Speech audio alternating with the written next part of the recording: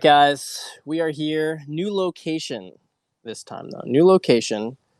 This time, we are at the beach house. We're at the beach house this time. The sun is just starting to peek its way out. It's been mostly a foggy day. Guys, I gotta admit, I played a game I haven't played since I was a kid called Metroid Prime this morning. And I've got motion sickness all day from playing that game for like 45 minutes.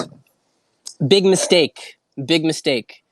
And so I've been trying to get rid of that throughout the entire day, and walking on the beach helped, but I would be lying if I told you I was completely over it. So hopefully the wine will make things a bit better. Yeah, dude, I don't know. I just got such motion sickness playing it, and that was like in the morning. It's still fucking me up.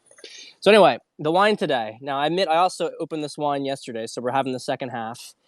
This is a fun wine. Okay, so if you guys know Rome, so Rome is in the Italian province of Lazio. Now, as you would expect from a city like Rome, it's mostly developed at this point.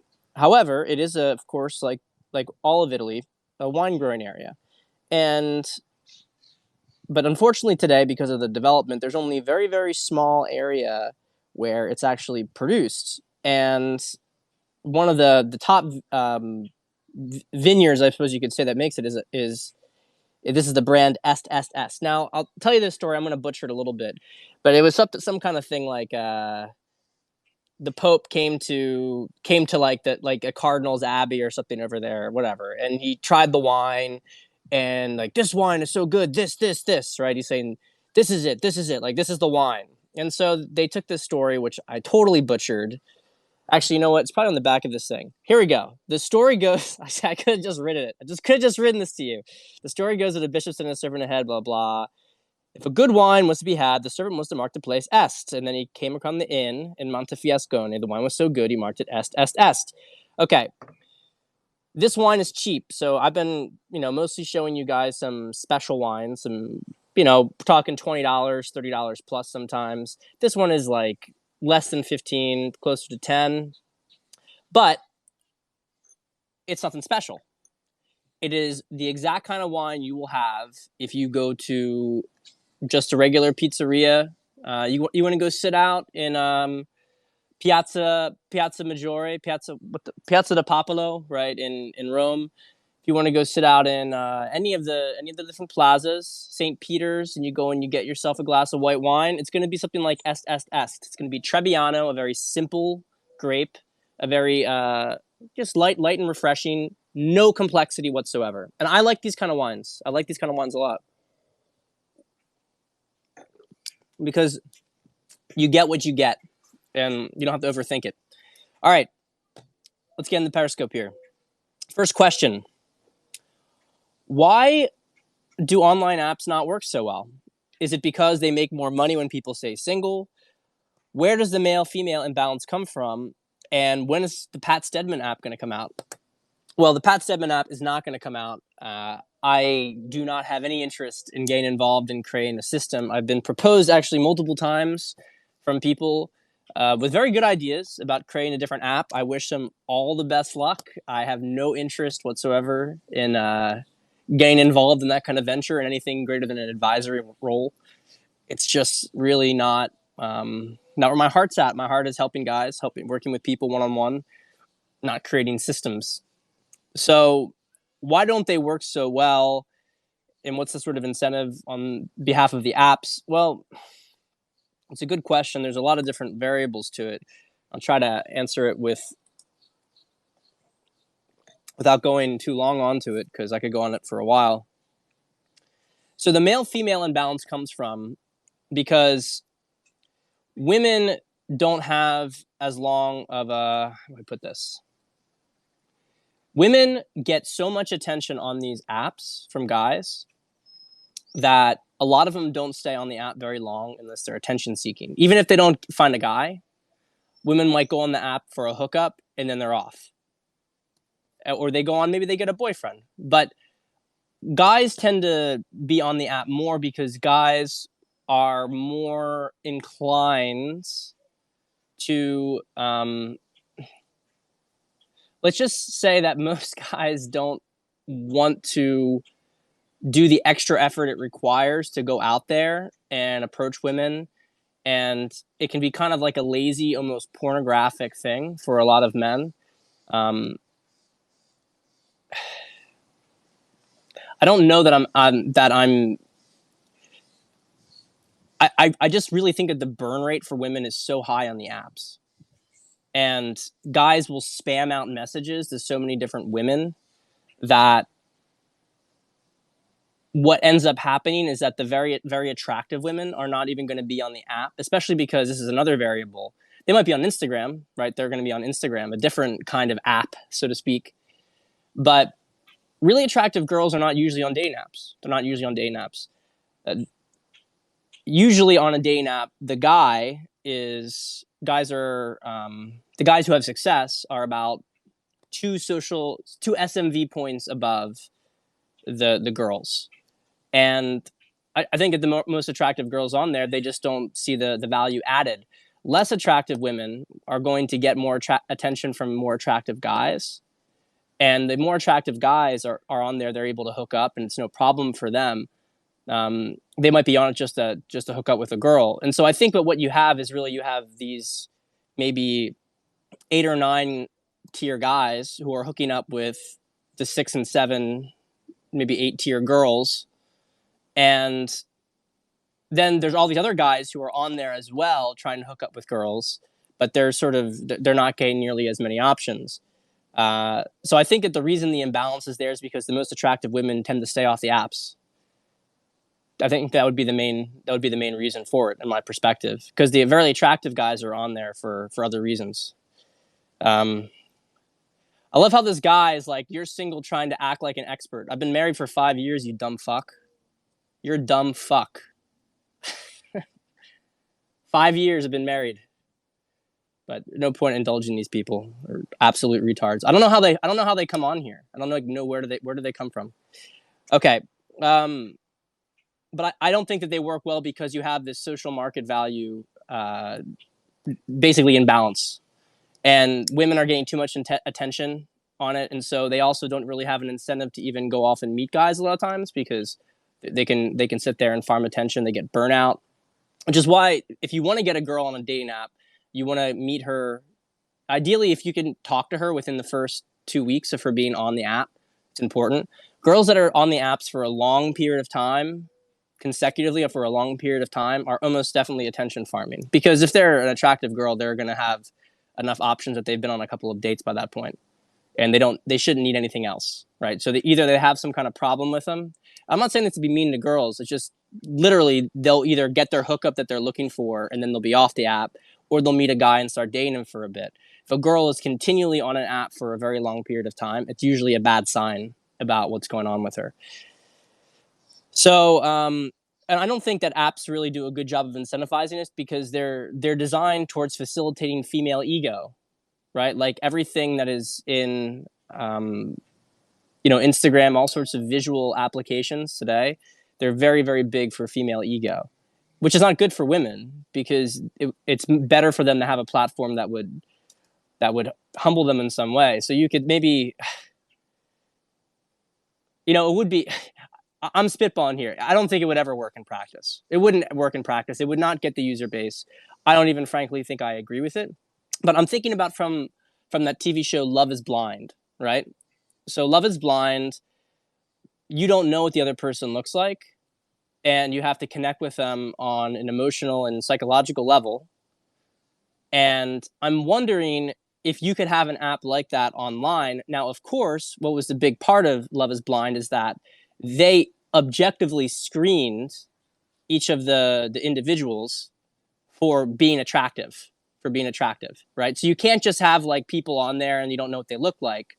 But having, if people would submit their full profiles with their pictures, and the people who run the app system would objectively determine the attractiveness of people, and then the algorithm would compare them together, would pair them up together, but on a blind perspective, that would probably be a lot healthier of an app. I really just created this. There you go. There's the Pat Stedman app right there. It's the Love is Blind app. That just came off the top of my head. That would be one way you could fix it. But there is definitely an incentive to keep people on there. And there's definitely an incentive from a monetization perspective to get guys to get guys to pay money, right, to get more matches, because they know that there's many more guys on the site, and all of their revenue that they don't get from simply selling your data comes from the guys who will buy like Tinder Gold or whatever. So yeah, it could be this too, like you separating the photos and stuff and having them rate the photos, match up users with similar ratings. Yeah, that could be good too, and that could be a way to make it more objective. But you know, I also, to be honest, man, like I'm always worried about the simping of men. The simping of men is out of control. You're gonna have guys who are going to inflate. There's going to be SMV inflation. Now, maybe if it is anonymous and they know that they're not talking to a girl and they rate it, it could be better. I don't really know what these comments are about, but okay. Next question. What is the real black pill when it comes to women in relationships and sex? Oh man, do we want the real black pill? We want the real black pill here? The real black pill is that there are physical attributes that you have that are out of your control that will limit your success with women on a certain tier.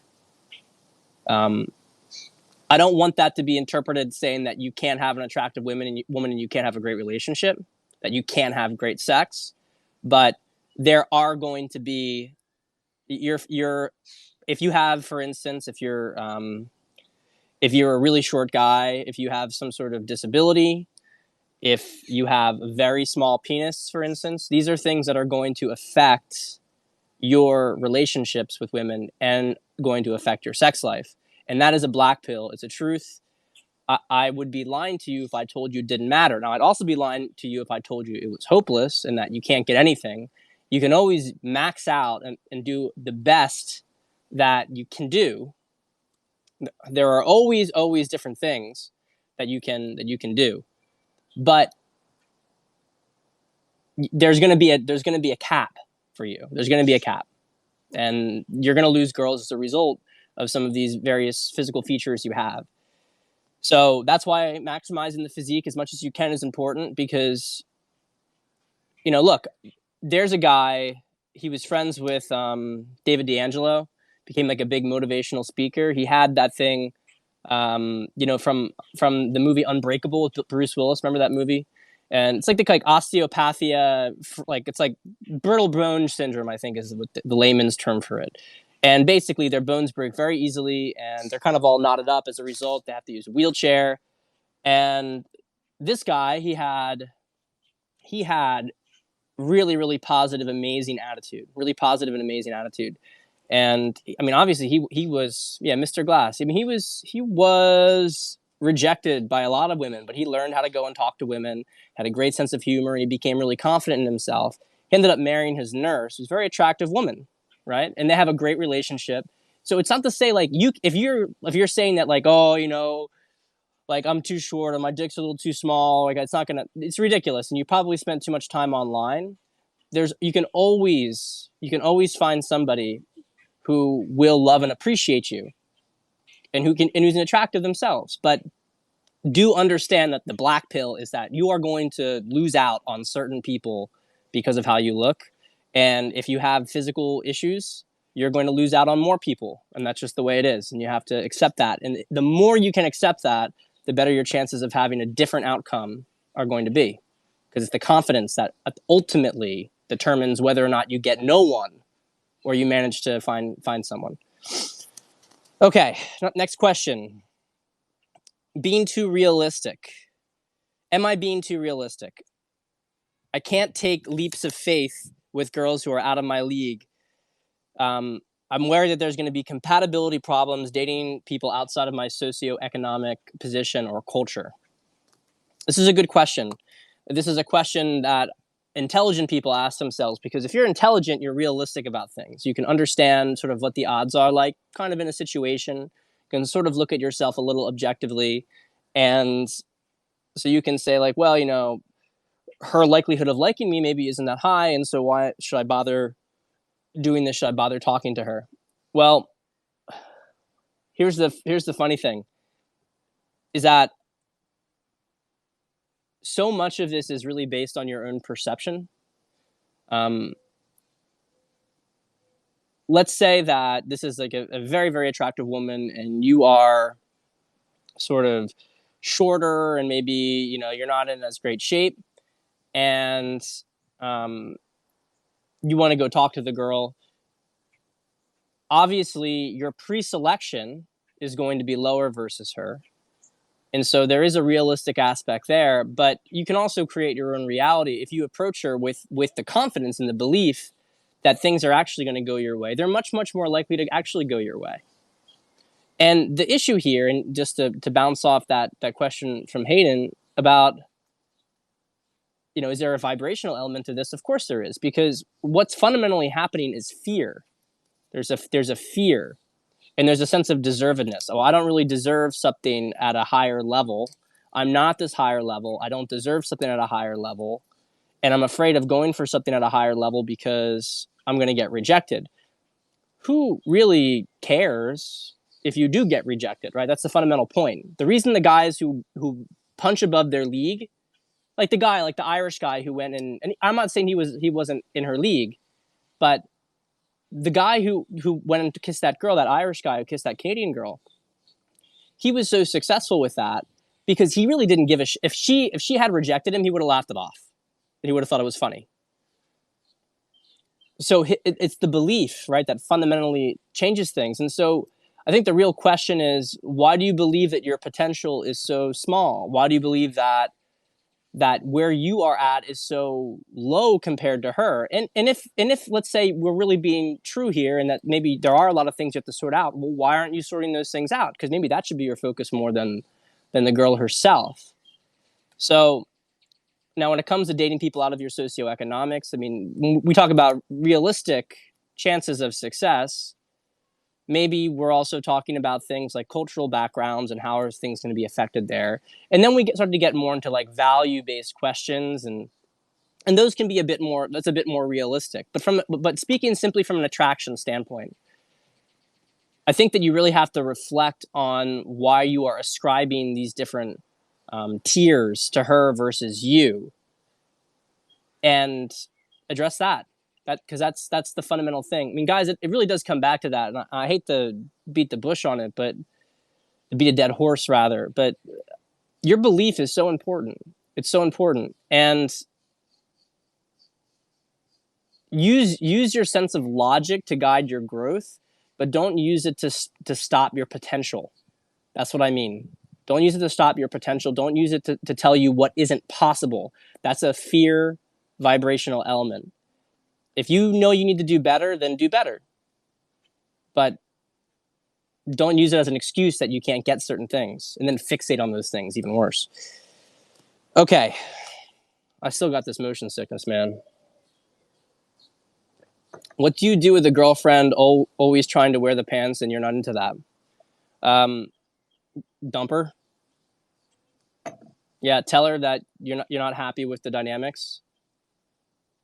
The reason she's wearing the pants is because you won't speak your mind. That's why she's doing it.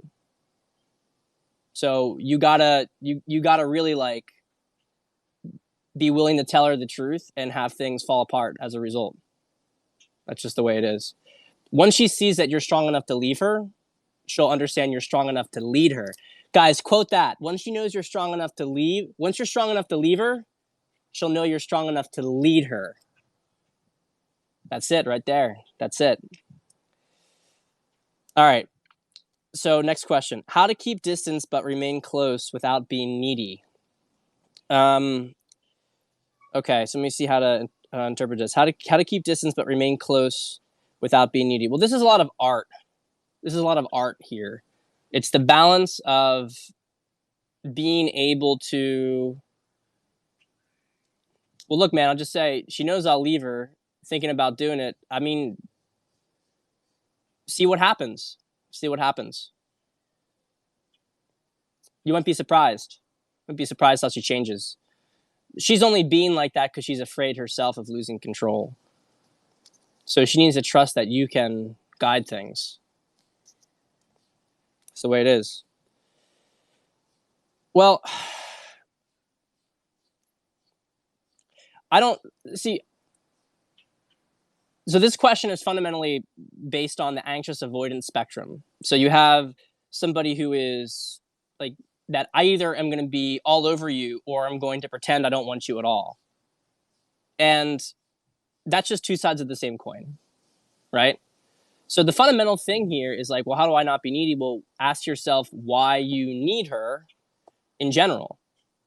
Like if I go and if like I'll just use a platonic example here, kind of riffing off the email I put out the other day. I've got something with a friend, right? My friend is not being really responsive. If we've had really close rapport and a high level of trust, I might like ping him a bit more about that. Like, hey, what's up? Like, what's up, bro? Why are you not like everything good? Right? I'll check in. But if everything's good, but he keeps keeping distance, he doesn't want to talk to me, then I'm just going to like fuck off. He's going to do his own thing. He's going to do his own thing. If he doesn't want to talk to me, I'm not going to keep trying to chase after this. It's the same thing with a woman. I mean, you being genuine, and you can, and if she kind of is doing it for a while, and this is a girl, presumably you're dating, you can say, look, I don't really know what's going on, and if you need some space, that's cool. But we're not really talking, and kind of it's kind of a problem from our standpoint if we're going to be together. Like how you parse that conversation depends on how close you are. If you're in a relationship, it's really like what's going on, and if she's not going to tell you, then you might have to think about leaving her, give her some space. But if that continues and you haven't heard from her in a bit, then you end the relationship, right? Because this is someone now who's being emotionally avoidant to you and kind of emotionally abusive at a certain point. It's okay to give people space, but if they won't communicate at all, that's stonewalling, and that's a very unhealthy relationship behavior, and you shouldn't tolerate that in a relationship. If it's a girl you're dating and she's doing that, then just go and date somebody else, and probably cross her off the list because she's got her own issues and baggage here. But the point is that you make a good faith effort to connect with her, but you don't persist if she's not giving anything to you. You try to communicate. If she won't communicate, then you don't persist in the communication. You focus on other things. And what tends to happen if they're an avoidant person is that when you're not chasing after them, it's a pattern interrupt. And if their whole thing is saying like, oh, I don't want to be with you, I don't want to be with you, I can't be with you, this isn't going to work, you can, if you have like a really good connection, you can kind of like try to address that stuff maybe once, maybe twice. But by the third time that she's like doing the same thing, like you're together, but she's kind of like 1 foot out, you just tell her, okay, like, I don't want to be in a relationship like this, so see ya. And then you push her out. And then what happens is that once you pushed her out, she usually comes back because she's not used to being in that dynamic. She's not used to being the one who is pushed away. She's used to guys chasing after her, pulling. And then when she tries to come back, then you call it out and you call it the unhealthy behavior and you get to the root of it. And that's how you start to move someone from an anxious, avoidant dynamic to a secure dynamic. It requires truth, but boundaries. Truth, but boundaries, which are the things, right, that men do. What about not being physically avoidant, but avoiding showing any personality flaws and insecurities? It's a very similar, Nick. What you're going to do is you're going to call out that behavior in her. And because those emotional issues are going to create problems in your dynamic. And so you make a point about saying what's really going on here, because you're full of shit, basically. You're full of shit. This isn't what's going on. This isn't what's happening. What you're telling me isn't what's happening. And if you're not going to be honest, I'm not going to be in this relationship. So it's the same thing, because then they're going to find that you're not going to be with them. You're not going to spend time with them. And that fear, right? So you have to pace them, unfortunately. You have to pace. Well, I think that you have to get to a certain point of connection with the girl in order to do this. She has to really want you for you to be able to push that sort of button on her. But I think that if you call a girl out on a date about her bullshit, it can be really powerful. It can be really powerful. If you show no need to try to like pull her in, like, why are you doing these problems? Like, you have to change this. Just say like, why are you, why are you doing this stuff? It's like, I don't care. Like, we don't have to see each other again, but you should probably know that you're doing this. Now, I wouldn't recommend that under most circumstances, but there are situations where just throw all the chips in, call her bluff, because you know you have the better hand, so put it all in. Sometimes she has to lose the game in order to realize the games aren't worth playing. All right, next question. What the fuck did I write here? Oh, okay. All right. I'm at home reading. My mind wanders. I have sexual urges, and I get overcome and end up looking at porn and masturbating. What's going on here? Am I bored? I don't mind, make the devil's work. I feel like I can do better. So look, it is mostly a boredom thing. I think that the problem is that this is something that I've only recently been understanding about myself. Credit to some work I've done recently with Mark Darien of Animus Empire. Helped me to understand this about myself. I think that there's some similar things.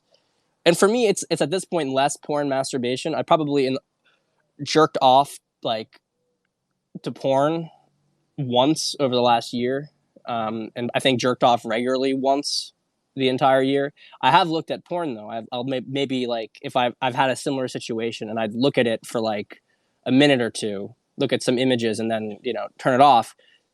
Which is much. I mean, from my perspective, like I'm a human. It happens. And in the past, I used to like watch porn regularly and jerk off. So it's this is a good point. So it's anxiety and boredom.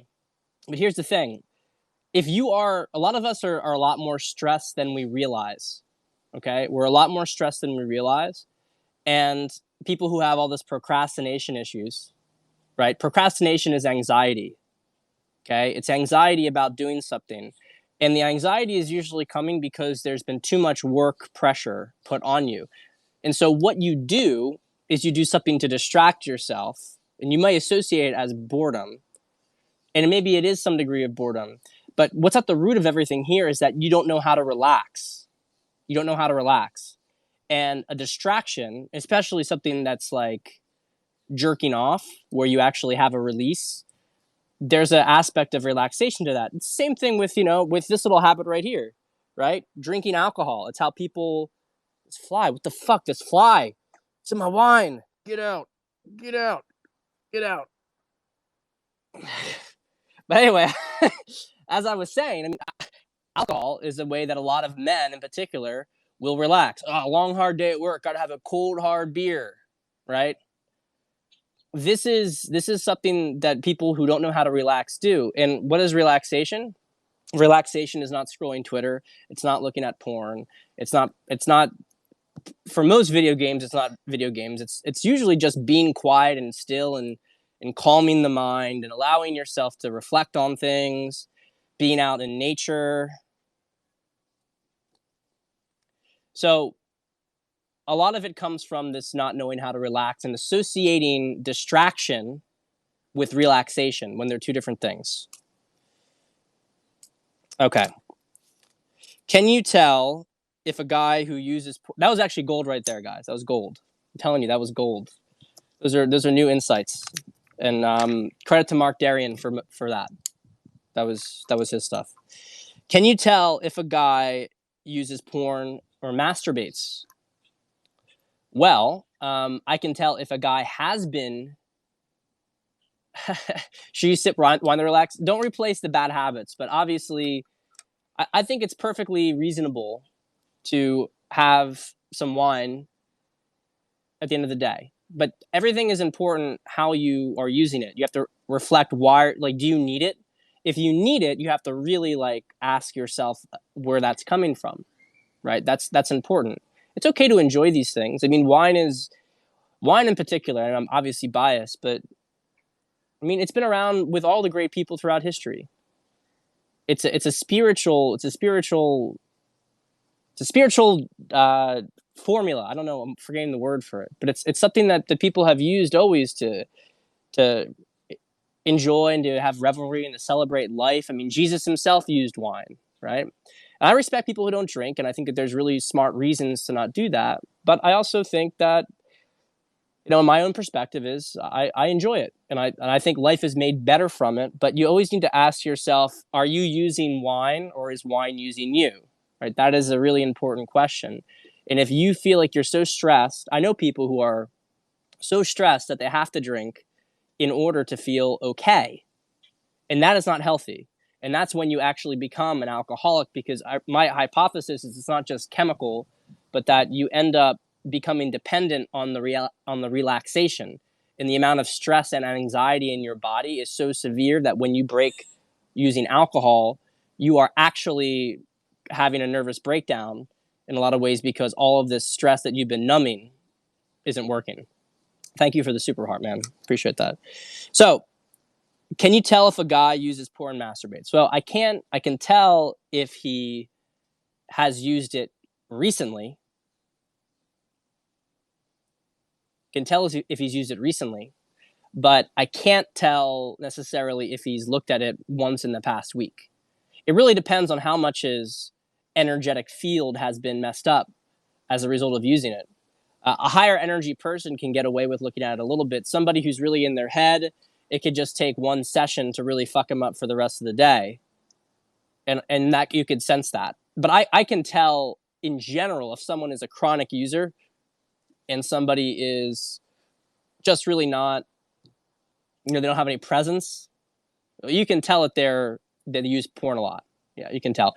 Another way you can tell, and I only noticed this after I really stopped looking at porn regularly and like jerking off to it regularly. But there are people who really have like porn brain. And you can tell because when they talk about stuff, it's always porn referential.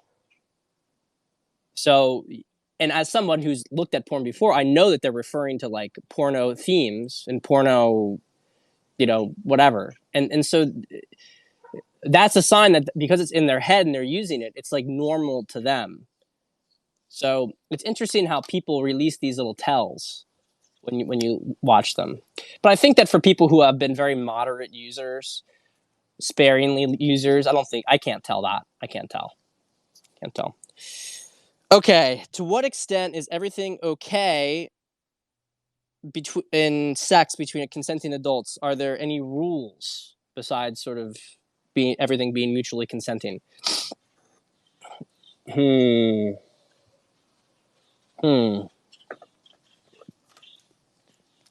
Well, it's not for me to judge on an individual level, but I'll say this. I do think that there are sexual acts that people do, and they may do it in a mutually consenting manner, which doesn't make it unethical if it's consenting, but it still doesn't make it good for them. And so you see the difference there. Something can be ethical but not healthy for an individual. And I think a lot of this, like, we're mutually consenting, polyamorous, pansexual. It's like, well, I think a lot of you guys are doing things that is really like trauma bonding through sex. You're dealing with each other's trauma, and all these sexual acts are sort of rationalizations to avoid doing deeper work and deeper reflection on things that are going on. So yeah, of course you're allowed to do it. Of course you're allowed to do it, but you probably shouldn't be doing it. You should probably ask yourself why are both of you consenting to degrade one of you, right? Someone gets like, oh, let's go to some really gross stuff. I mean, there's some really, really gross sexual acts out there. Okay, you're both consenting. Why does someone want to be like slapped over and over again in the face? What the fuck does that say about your psyche if you want to be slapped over and over again in the face and spit on? If you want to be like choked out to the point of asphyxiation, is that healthy? Well, it's consenting. You're allowed to do it. But you should probably sit and ask yourself why you want to be abused, because that's what it is. It's abuse. You're getting off to it, but it's abuse. So, cool, do it, but I don't think it's very introspective. And I think that the fact that this anything goes normalizing has been put out there, it's a problem. It's a problem. It's a problem because I think it stymies people's development overall. One of the things I've noticed, the shame energized the abuse. Well, the thing is, when there's an eroticism to something that is forbidden, and something that is so if something is really really bad, it can create anxiety, which can then be transmuted into arousal. I'm very open on the question: can such things be healing for some? But I don't really see how it could be.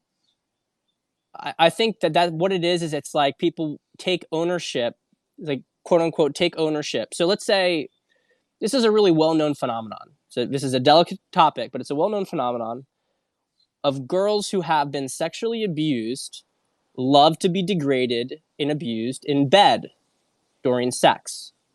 Now, some of them have rationalized this, and they can only come if they're, for instance, abused.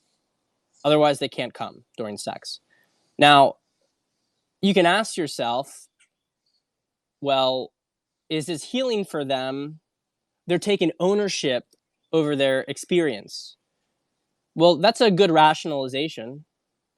But really, what would be healthier is for them to like process that trauma. And you do see this with some people who become like genuine sex addicts, right? And then at a certain point, they've slept with so many different people, and it's their way of trying to process this trauma. It's a trauma loop. They're processing this trauma.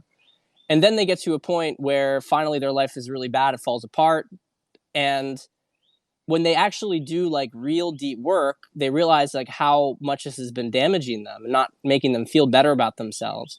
And so then they stop being like sex addicts. They stop going out and doing this stuff because they start to recognize it for what it is, which is a trauma loop.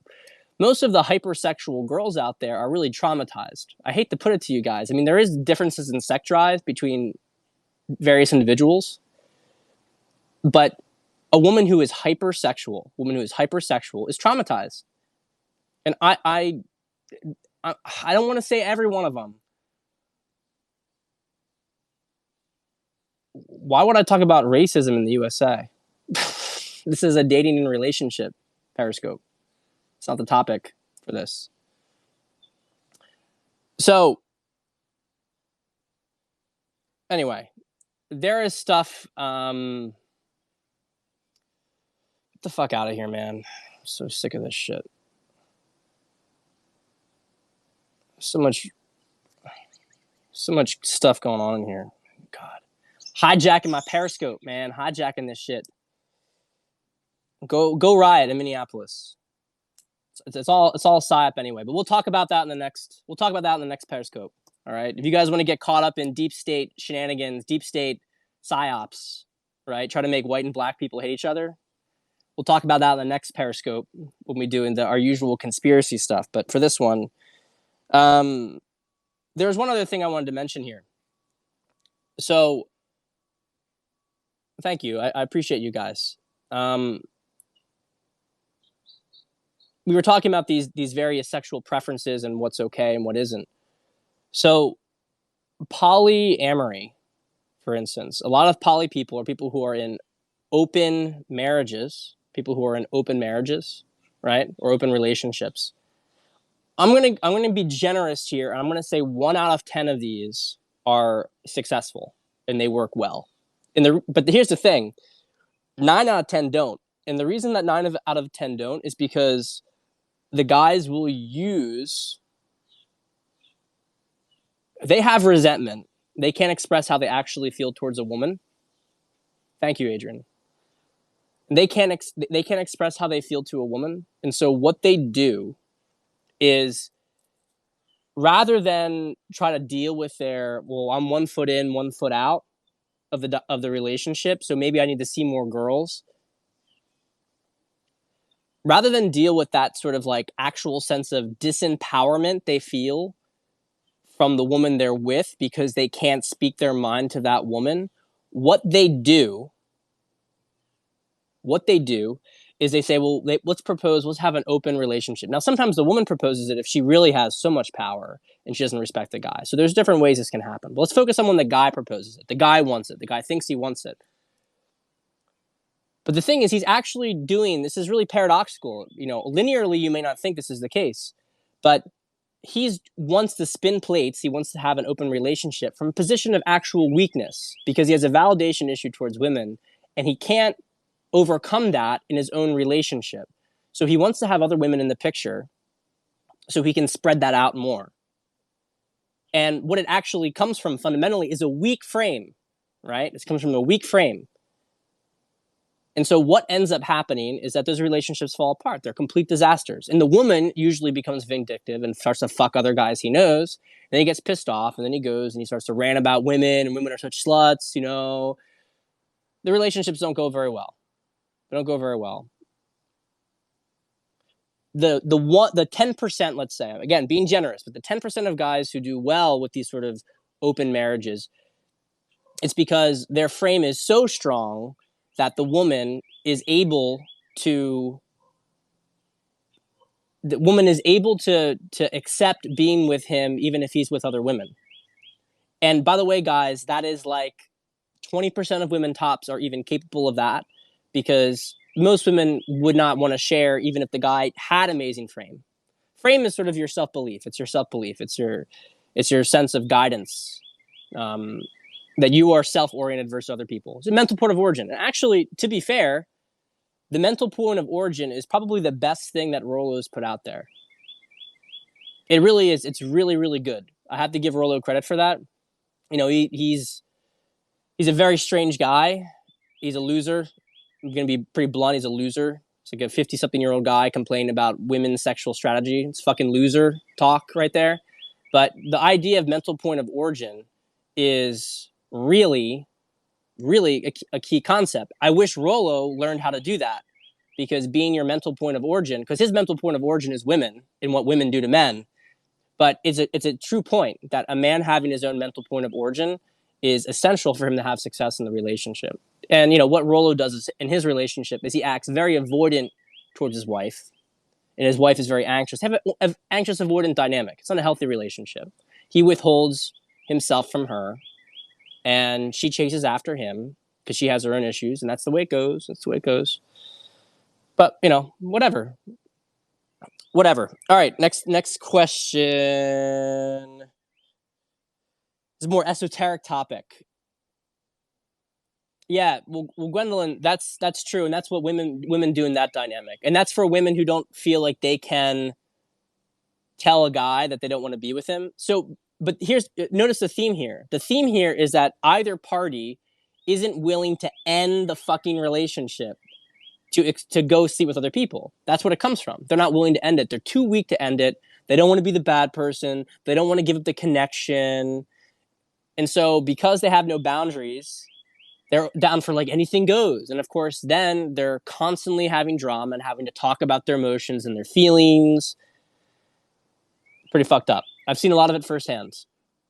Okay. Interesting question here. About sexually transmitted demons. I don't really know how to answer it. There's a theory. It's more esoteric. I'm just going to more explain it to you guys. There's a theory about how in the astral realm that when you do like group sex and stuff, or when you do all sorts of sort of, you know, degrading sexual acts, or when you jerk off, that you're sort of feeding demons with your sexual essence. And I think that that's correct, but this is an esoteric frame. That's maybe a 4D frame. Maybe you can, which is why you feel so drained, and which is why the thoughts keep coming back. It's kind of like it's like a demon kind of possession of sorts, or being at least attacked by demons. And gain control of your sexual energy actually repels them because they know that they can't seep off of you. And it's very true, guys, that in pornographic videos, there's tons of satanic imagery in it. Not just simply the themes, but the imagery. But a little bit too esoteric, perhaps. Last question I have, you guys can ask some more. But does Pat Stedman's discernment ever lie? Well, never. I'm never wrong. No, of course I'm wrong sometimes. But I have to be honest with you guys. I have to be honest. I'm really not wrong about this stuff much anymore. I have enough experience with it, and I've honed my intuition to a really solid point that I can look at someone and size them up really quickly. One of the things that I actually have kind of got to the point where I'm, you know, especially getting more esoteric things. I've talked about this before. It could be some sort of like psychic level of stuff, which I think everybody is capable of to varying degrees. But because I'm realizing with clients that, you know, I'm given an account, right? One of the things I'll do with a lot of clients is we'll do online dating. So we'll look at some profiles and I'll tell them to look at the profile and what does he think about the girl? Who does he think she is? What does he gauge about her? And yeah, I sense their energy very, very, and I can see exactly what kind of people they are. And if I don't know anything about them, I think I can still get a gauge of them within like a 80 to 90% accuracy range to get like pretty much everything within an 80-90% accuracy range. I'm never wrong about the fundamental direction that they're in, the fundamental issues that they have. There might be a detail wrong here or there, but I'm always in the right direction with it. And I've only realized that it's something that's not really common at this point because, you know, obviously clients don't have as much experience, but they'll be looking at the profile and they won't be able to see anything that I'm talking about. And so I have to train them in it. And they get better and they do learn it. But anyway, yeah, I don't know. So of course I can be wrong. I'm a human. And I am wrong. I am certainly wrong about things, but I don't think I'm very directionally wrong much these days.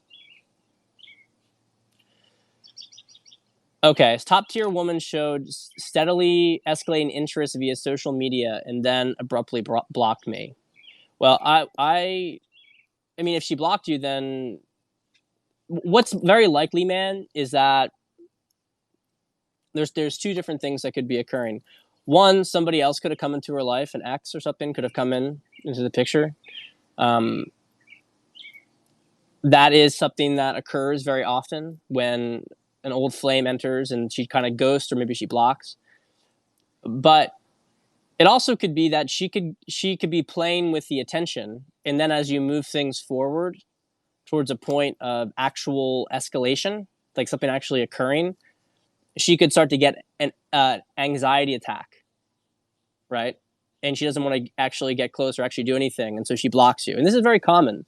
It's actually a very, very common thing. A lot of women are attention farming not simply because they're dumb thoughts, but because they're actually legitimately afraid of any sort of real connection.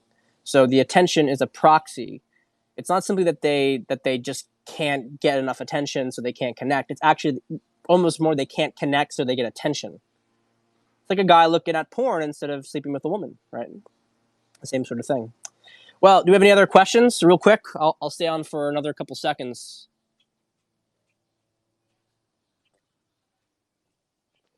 How does Pat Stedman wrestle with all these ideas and then ignore them when appropriate? Economist Fit,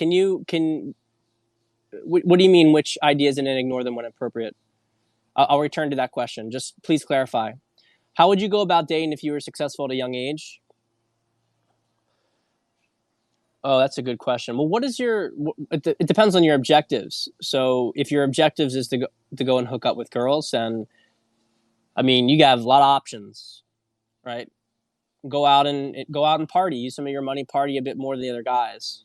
Look good, and you'll hook up with tons of girls. If you're looking for something more serious, it's actually a little bit tough. It's actually a little bit tough if you're a young guy. And what happens to guys who are looking for something more serious and they're really successful, they're way ahead of the curve, is they tend to get a little bit more into older women because the older women have more maturity. And it's a trap. I don't really recommend getting too serious with them. I'm not saying you can't have like a relationship and learn some stuff from it, but you got to be careful about dating a woman who is much older than you because you can't find girls your age who are mature enough. I would it really just depends on your objectives, man. If you're looking for something more serious, it's almost like you got to go where girls who are going to think the same way are, right? So I would maybe check out some artistic girls maybe from more of a tradder background, perhaps wholesome background, but don't get carried away with it, because even those communities have plenty of damaged goods. They may not go around and sleep around. They may have their own other issues, like with repressed sexuality, for instance. Um, yeah, right. Yeah, exactly. Is there a general process to healing past traumas, or is each one case by case? I would really recommend guy. What am I, a Canadian or something? No offense, Canadians. I know you're on here. I love you. You're not my buddy. You're not my buddy, guy. Is there a general process to healing past traumas, or is each one case by case? Well, uh, healing past traumas, I would really recommend going through your childhood. Go through your relationship with your father from childhood onward. Go through your relationship with your mother from childhood onward, and see what comes up from that. That's the best way to do the work on your own. I always recommend guys get a coach to do that stuff with, because you are going to miss things, and sometimes it can take just a couple of comments to push you in the right direction, to see sort of the patterns more clearly than you can see it. But the general process is really going through your past and what memories come up. You're going to have traumatic memories that come up, and maybe not immediately, but they're going to come up. And that is how you figuring out why does that memory stand out so much? Well, something happened. It affected your psyche in a pretty profound way. And what's kind of interesting is that they're usually very vivid, or you might find some that have been suppressed as you go through this. And then suddenly they'll hit you like, wait a minute, like this thing happened to me in like second grade. I completely forgot about it. It's like, yeah, you forgot about it because you didn't want to remember it. But it affected your way of thinking from then on. And you have a loop that you've created as a result, and you got to break that loop, right? And awareness, it's a process, exercising a different muscle. But if you don't have the awareness, you're not going to be able to break it ever. That's why awareness is the most important thing. Okay. So I'm an analyzer. When I'm around other people, how do you avoid analyzing? Well, all right. Well, the truth is, um, I don't. Okay. When I was younger, I would go in situations and I'd be overly analytical. But here's the reality: is it wasn't really the analysis that was the issue in that situation. It was my neuroticism, and my anxiety in the situation was causing me to over-examine everything around in loop. Right. So like, what is this person thinking? What's going on here? What's happening here? That is what usually happens with analytical people when they're analyzing in situations. It's not because they're thinkers, it's because they're neurotic. And there's gradations of this, of course. You may not be like super neurotic, but there might be enough of it there. Now, the other part of this is that, well, I do analyze in situations, but I do it from a position of self-amusement at this point. And a lot of it is also at this stage in my life, it's very intuitive. I don't need to like consciously think and analyze in the moment too much, because I already have a pretty good grasp of it. I might, after the situation, I might write down a couple of things. I've done this on certain occasions. If there's a very interesting situation and I say something, I'll write a note down in my notepad, and then write an email maybe for you guys about it later on, but and flesh it out. But I understand what's happening. I can size people up quite a bit, and I start to have a lot of fun with just asking people questions in the situation and pulling it out of them. It's one of the ways that I end up really connecting with people, but also kind of analyzing them. So it's not. I guess what I'm trying to say is that I don't analyze in a way today that takes me out of the situation. And a lot of that has to do with my social confidence at this point, because in the past I'd have panic attacks if I went to a party, I have to leave. Whereas now I can be around complete strangers and I don't give a shit. And I'll talk. I can be the life of the party, and I can also not say anything, and I could care less regardless. It just depends on how I feel. I don't have anything to prove to anybody anymore, but I used to quite a bit. Artsy people are different. They do stay with their own. So the presumption here is that there's an artistic streak, but entrepreneurs tend to have an artistic streak because entrepreneur is art through business. So there's often a good polarity there, especially between men and women. Elon Musk and Grimes, right? There you go. There's one right there. There's I have a post on my blog about frame. I have two posts actually. There is a good book I've heard recommended. I haven't read it, and I can't remember it off the top of my head. Um, I actually think I have a list, so I'll send the screenshot after this Periscope is done and tag it underneath of this. I think Hector Beeman. I would tell you, look, Hector Beeman frame, but you're gonna get too many posts. So he had a good list of books about frame.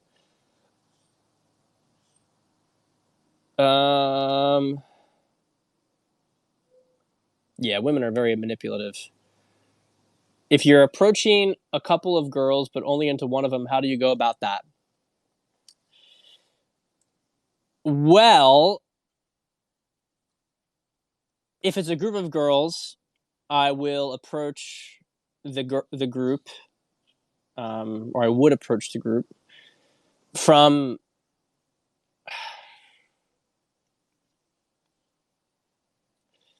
It's interesting. In a mixed group, you're gonna go and talk to whoever is most. You're gonna say, "Oh, how do you guys know each other?" Blah blah blah. Get in the group, and you're gonna first latch on is probably bad phrasing, but you're going to interact with the person who is most open, the person who is most open to conversation. And so you talk to that person, and then eventually then you start to like spread your eye contact around other people in the group, and then you start to move it more towards the girl you're interested in and isolate her.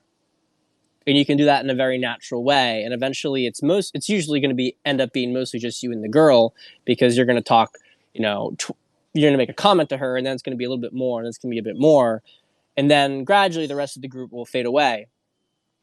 It's somewhat similar when it comes to girls, somewhat similar. But with girls, you have to be more cautious about spreading too much of the attention to the wrong girl, because what can happen is that you can give that girl the impression that she's your target when she's not. Now, I'll have to be honest, sometimes in a group, you approach the group, if there's a couple of girls of similar attractiveness, it's sort of like, well, who knows which one is actually going to be of interest. But if you feel a real intuitive draw towards a girl, you can go and approach them. And I would be more direct about going to the girl that you're really interested in. And one of the great things is that you can tell, you can even say, if you're really confident about this, you can say to the other girls after you've been talking to them all and you've been vibing with them all and maybe giving a little bit more attention towards the girl you're interested in, you can start to isolate that girl, and you can say, look, I think your friend's really cute. Do you mind if I get her number? Right? And I think what's really important here is the context of the dynamic. Two sets, so to speak, are probably the hardest to close the night of, because you don't want to be the guy who is taking the girl away from, let's say, girls' night out, like the two girls together, and they're having a good time. You don't want to be like pissing off the friend.